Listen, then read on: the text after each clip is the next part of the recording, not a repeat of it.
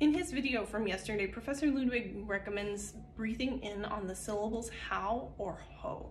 For wind players, that's a great suggestion because that helps keep our aperture round like we want it when we play.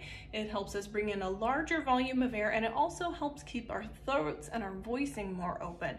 And for us, that translates to lower pitch, almost always a good thing. So what you're about to see is the tuner as I breathed in on the following vowel sounds: he, hey, who, how, and ho.